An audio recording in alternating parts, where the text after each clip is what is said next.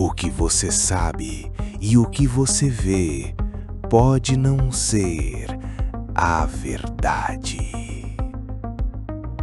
A gente brinca que o brasileiro precisa ser estudado pela NASA por causa das nossas gambiarras. Mas e se eu te dissesse que muitas coisas que o mundo inteiro usa hoje e que salvaram milhões de vidas nasceram da cabeça de brasileiros? Hoje você vai ver que a nossa criatividade vai muito além do arame e da fita isolante. Bom, vamos começar pelo mais épico e pelo mais briguento: o avião. Você já ouviu alguém falar que os irmãos Wright inventaram o avião, né? Aí você fala que foi Santos Dumont, a pessoa olha para você torto e o papo vira briga de família no Natal. Mas calma, vamos aos fatos. Em 1903, os Wright fizeram o voo deles nos Estados Unidos, em cima de uma catapulta, com vento favorável, sem testemunhas oficiais, em um local deserto. Evento histórico? Com certeza.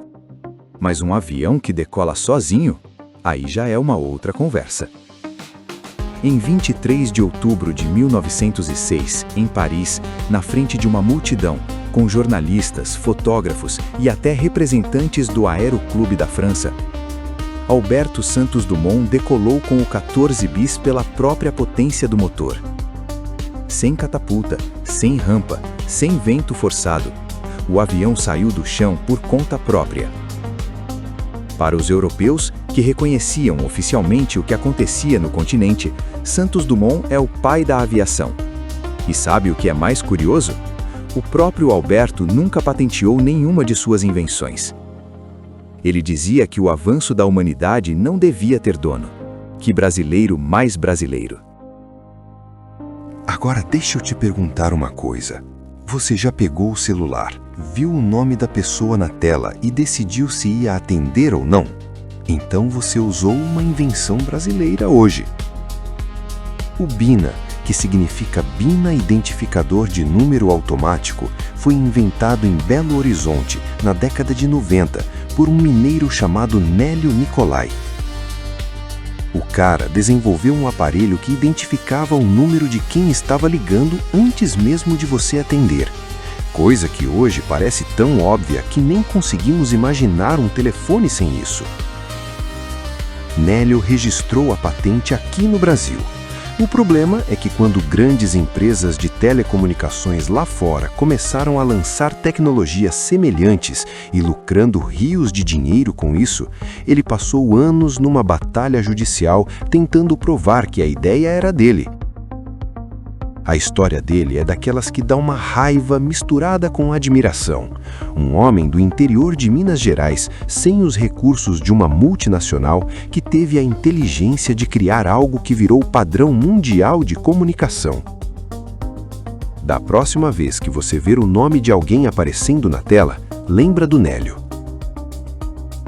A gente já falou aqui no canal sobre instrumentos medievais que pareciam tirados de um pesadelo. Instrumentos que a medicina usava séculos atrás e que hoje a gente olha com aquele misto de fascínio e horror. Mas existe outro lado dessa história. O lado em que a medicina brasileira olhou para frente e criou algo que salvou e ainda salva vidas.